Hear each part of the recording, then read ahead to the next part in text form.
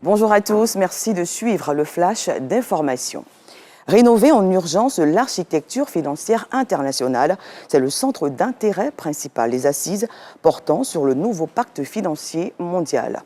Patrick Hachi, Premier ministre ivoirien, prend part aux travaux dans la capitale française. Ce sommet a ouvert ses portes ce jeudi en présence du président français Emmanuel Macron et d'une quarantaine de chefs d'État. Sur place, Alexis Ouedraogo, Ulrich Adongon. Le sommet pour un nouveau pacte financier mondial s'est ouvert ce jeudi matin au Palais Brongniart de Paris. Le Premier ministre Patrick Hachi prend part à ces assises qui devraient permettre de reformer l'architecture financière internationale. En des termes plus simples, trouver de nouveaux instruments de financement plus à même d'aider les États à faire face aux bouleversements climatiques et à la montée de la pauvreté. D'abord, le premier principe, c'est que jamais aucun décideur, aucun pays ne doit avoir à choisir entre la réduction de la pauvreté et la protection de la planète. Et j'ai entendu beaucoup de décideurs ces derniers mois, parfois ces dernières années, très souvent dire, au fond, vous nous expliquez, vous qui avez déjà réglé le problème de la pauvreté, ce qu'il faudrait faire en matière de transition climatique, quels sont les choix qu'on devrait prendre, mais nous n'avons pas encore réglé le problème de la pauvreté. On ne doit pas avoir à faire ce choix, et donc on doit pouvoir relever les défis en même temps. Au nombre des propositions enregistrées, des taxations, notamment celles sur les émissions carbone du transport maritime, mais aussi des réformes institutionnelles, la restructuration des dettes des pays pauvres ou encore le renforcement du secteur privé. Au cours du demi-siècle qui s'est écoulé, un modèle de financement a été utilisé. On se rend compte un peu plus d'un demi-siècle après qu'on n'a pas atteint véritablement les objectifs qu'on souhaitait. Ça veut dire qu'aujourd'hui, comme on le disait encore ce matin, un quart des ressources se trouvent au niveau public et 3 quarts au niveau privé.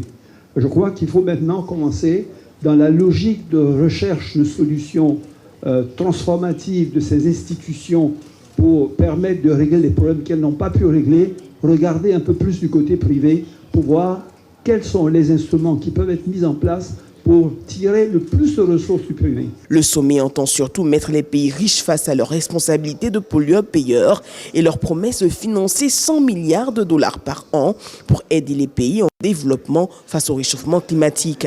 Une promesse censée être tenue cette année avec déjà 3 ans de retard. Coopération des armées Téné-Birahima également sur les bords de la Seine. Le ministre ivoirien de la Défense séjourne à Paris dans le cadre du Salon international de l'aéronautique et de l'espace. Objectif, scruter les opportunités offertes en matière d'aviation pour une montée en puissance de l'armée ivoirienne. En marge du salon, le ministre de la Défense a échangé également avec son homologue français, Sébastien Lecornu. Notre envoyé spécial, Michel Digré. Le ministre de la Défense Téné-Birahima Ouattara et la délégation ivoirienne au Salon international de l'aéronautique du Bourget. L'édition 2023 est placée sous le signe de la reprise de la demande après le coup d'arrêt qui avait mis à genoux le transport aérien et provoqué une crise de la construction aéronautique pendant la pandémie de Covid-19.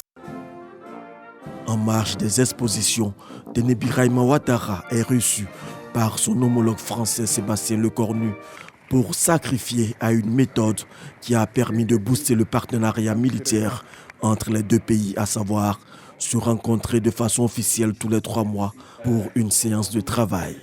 On a un agenda bilatéral ambitieux, nouveau, de montée en puissance de l'armée ivoirienne, alors qui s'accompagne évidemment d'une réarticulation des forces françaises qui sont présentes à Port-Bouët, mais qui passe aussi par plus de formation sur le sol ivoirien, plus de formation sur le sol national ici français dans nos écoles d'officiers, de sous-officiers, un agenda de cession d'équipements en matière d'armement qui permet au ministre d'État et à son état-major de poursuivre la montée en capacité, la montée en puissance de l'armée ivoirienne. Puis aussi, et c'est nouveau parce qu'on n'est pas dans le salon du Bourget, des réflexions autour de modèles économiques, d'achat pour l'un, de vente pour l'autre d'équipements qui va permettre aussi de transformer l'armée ivoirienne sur des segments plus innovants, à forte valeur ajoutée technologique, en lien avec le cyber, en lien avec le spatial, en lien avec la reconquête du ciel, parce que la protection de l'air et du ciel est évidemment un enjeu clé. Le ministre ivoirien de la Défense se dit satisfait du dynamisme de la coopération militaire avec la France. L'armée ivoirienne a besoin de monter en puissance par rapport aux défis que vous connaissez. Et pour ce faire, la France est un partenaire sérieux et efficace pour nous y aider. Et on ne peut que s'en féliciter et puis donc remercier les autorités françaises. Merci Sébastien pour tout le soutien qu'il nous a apporté. Bien entendu, nous avons fait le salon depuis le lundi. Il y a beaucoup d'opportunités à saisir et nous pensons qu'avec le ministre des Armées français, nous allons voir un peu quelles sont les possibilités.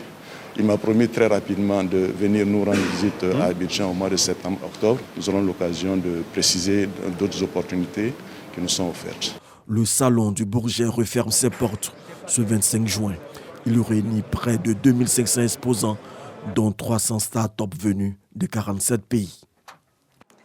En Sierra Leone, pour terminer, la campagne pour les élections générales s'est achevée ce jeudi 22 juin. Les Sierra Leonais sont appelés aux urnes ce samedi 24 juin pour les élections présidentielles, législatives et municipales. C'est dans une atmosphère très tendue que la campagne a pris fin hier à Freetown, la capitale. Les militants du parti d'opposition APC ont manifesté hier devant leur siège. Ils dénoncent l'opacité du processus électoral. Ils réclament également la démission du président de la commission électorale, Mohamed Koné, jugé trop proche du parti au pouvoir. Commission électorale qui annonce tenir une marche pour la paix pendant cette journée de silence électoral afin d'encourager les militants de tous les partis à voter dans le calme. Fin de ce bref tour de l'information.